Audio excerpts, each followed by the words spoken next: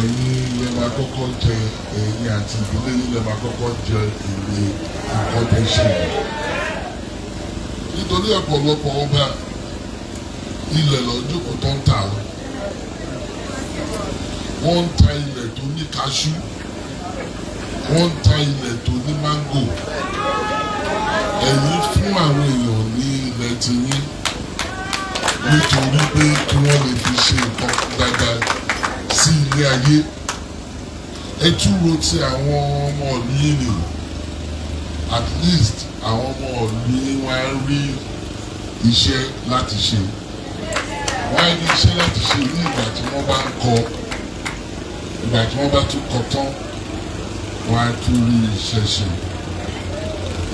Èmi fẹ́ kí ọ̀pọ̀lọpọ̀ ọba tó bá ń gbọ́ mi lẹ́nu yìí kí wọ́n kọ́ orúkọ tí Ọlọ́run ṣe yìí. Kò ń ṣe gbogbo ilẹ̀ lèèyàn ń tà.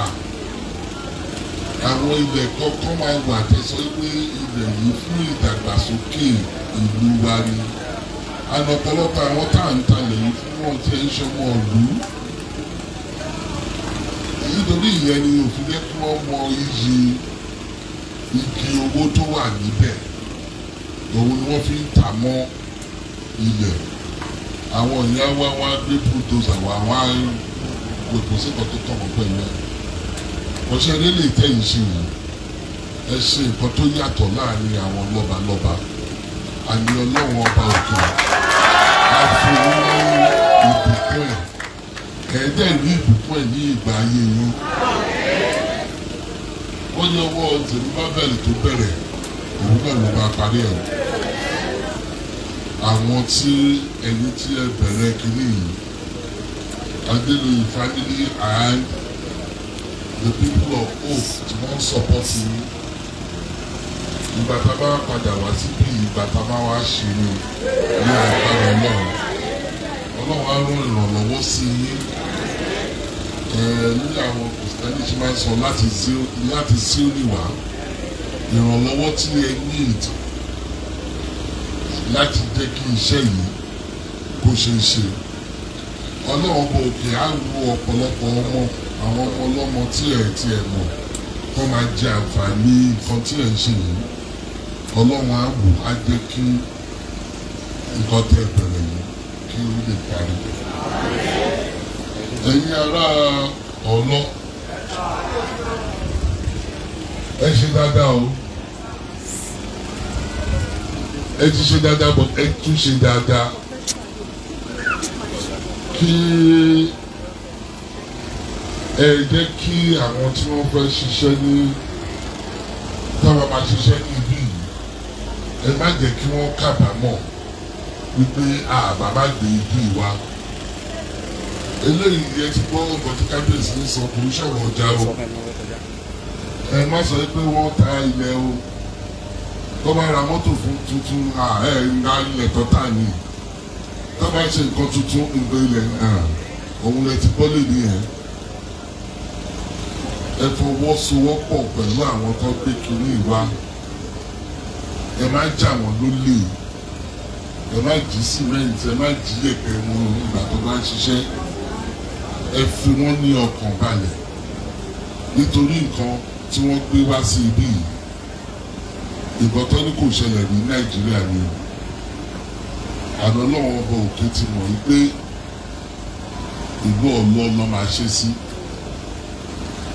So ẹ má dojú ti kábíyèsí mi o, ẹ lè má dojú ti Ọlọ́run. Ọlọ́run á jẹ́ kí àlàáfíà kí ó máa wà níbí.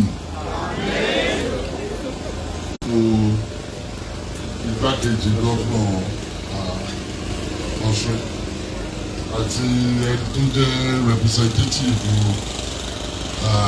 gómìnà ẹnjìnìà Ṣèyí Mákindé àkí ẹ̀yìn náà àti gbogbo àwọn àlùfáà tí wọ́n wá sí ibí àti gbogbo àwọn tí wọ́n ràn wọ́n lọ́wọ́ láti jẹ́ kí iṣẹ́ yìí kó yọrí sí rere.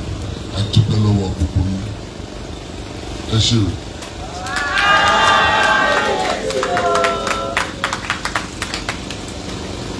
Ashegun Kabiyesi, for those words of wisdom. Ibi tẹ́ ti mú ọgbọ́n yẹn, Ọlọ́run á tún fi ọ̀pọ̀lọpọ̀ rọ́pò síbẹ̀. Ọ̀pọ̀lọpọ̀ ọ̀rọ̀ tí Kábíyèsí bá wa sọ̀rọ̀ yẹn, bẹ̀rẹ̀ ká sáré pẹ̀lú ẹ̀. In English, we run with it.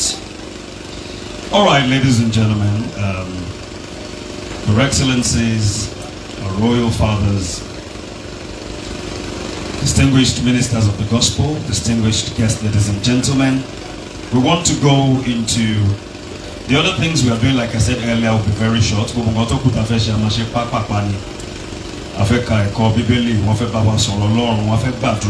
Then, a foundation laying.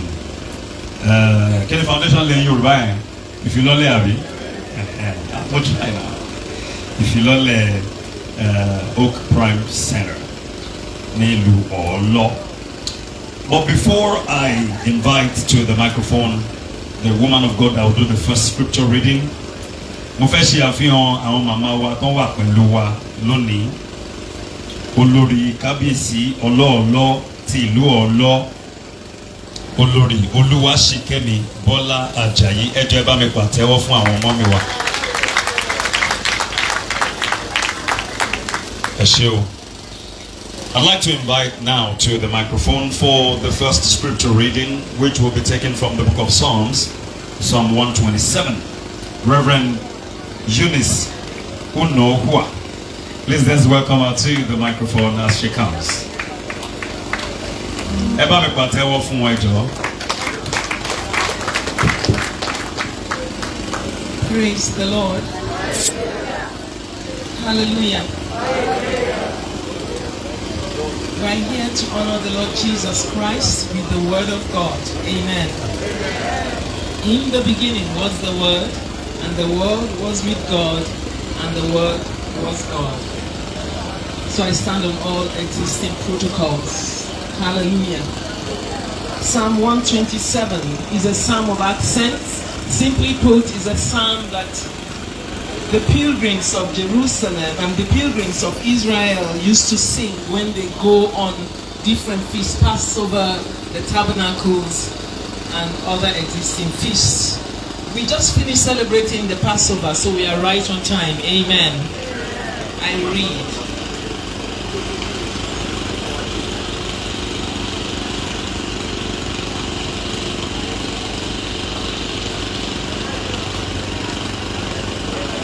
Psalm 27. Unless the Lord builds the house, they labor in vain who build it. I'm reading from the Amplified Version. Unless the Lord guards the city, the watchmen keep awake in vain. It is vain for you to rise early, to retire late, to eat the bread of anxious labors. For he gives blessings to his beloved even in his sleep. I will paraphrase verse 3 a bit. It says, behold, children are a heritage and a gift from the Lord. My paraphrase goes thus. Behold, Abigail Adeloye is a heritage and a gift from the Lord. Can we give it up for Jesus, please? The fruit of the womb, a reward. Like arrows in the hand of a warrior, so are the children of one's youth. Like arrows in the hands of a warrior, Funke and the husband is Abigail. Was Abigail in your quiver? Amen. How blessed, happy, and fortunate is the man whose quiver is filled with them. They will not be ashamed when they speak with their enemies in gatherings at the city gate. Hallelujah. May the Lord bless the reading of his word. Amen. Let's give it up for Jesus. He deserves it. He is the King of kings and the Lord of lords. Thank you.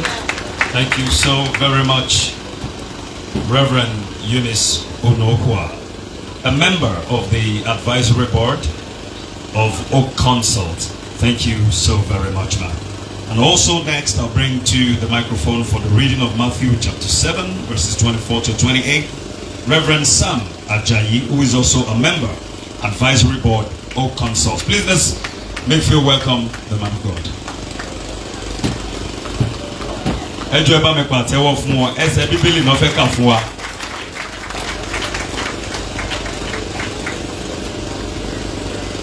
Standing on the existing protocol still, we are reading from the book of Matthew, Gospel according to St. Matthew, chapter 7. We'll be reading through verses 24 to 28. And I read, Therefore, whosoever heareth this saying of mine, and does them, I will liken him unto a wise man, which built his house upon a rock. And the rain descended, and the flood came, and the winds blew, and beat upon that house, and it fell not, for it was founded upon a rock. Verse 26. And everyone that heareth this saying of mine, and does them, shall be likened unto a foolish man, which built his house upon the sand. And the rain descended, and the flood came, and the winds blew, and beat upon the house, and it fell, and great was the fall of it. And it came to pass, when Jesus had ended these sayings, the people were astonished at his doctrine. May the Lord bless the reading and the hearing of his word in Jesus' name. Amen. Thank you so very much, sir. Thank you so very much, Reverend Sam Ajayi, a member of the Advisory Board of O Consult.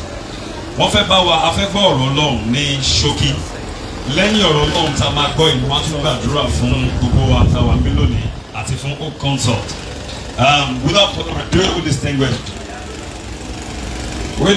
ado, Your Excellency, our Royal Fathers, distinguished guests, ladies and gentlemen, I have the honor to bring to the microphone my Lord Bishop, Right Reverend S.O. Onoleke. Blessed is he that cometh in the name of the Lord. Shall we please make fair welcome the man of God?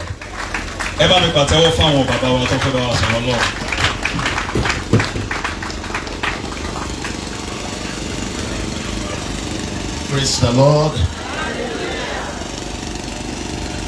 I bring greetings first from the head of Methodist Church, Nigeria, Dr. Oliver Aliaba, because God is doing something beautiful in Ogbomoso land, and we have a diocese in the Ogbomoso area. I want to bring greetings from the Most Reverend OOC Fafeyiwa. Baba Fafeyiwa jẹ́ ọmọ wa, ìyàwó wa láti Esade, and Bishop Ade Ogbomoso àwọn wá láti Adékúnlé. Èmi tí mo dúró síwájú wa, ìyá mi wá láti Ogbomoso nílé Lágbẹ̀dù. So I am telling this story because we are part of the Kabiesi's kingdom, and I'd like to congratulate the Kabiesi, His Imperial Majesty, Ọba Afolabi of Ogbomoso. We want to thank God for your tenure, your reign this time. Àti Bàbá Ọlọ́ọ̀lọ́, Ọ̀wọ̀ọ̀lọ́, àti gbogbo ẹ̀yin orí adé tí ẹ wà ń bí, mo kí yín kú oríire. Mo gbàdúrà wípé èyí tá à ń ṣe yìí lórúkọ Jésù yóò yọrí sí rere. Ẹ jẹ́ kí a gbàdúrà. Let us pray. Heavenly Father, we stand here today with gratitude in our hearts and vision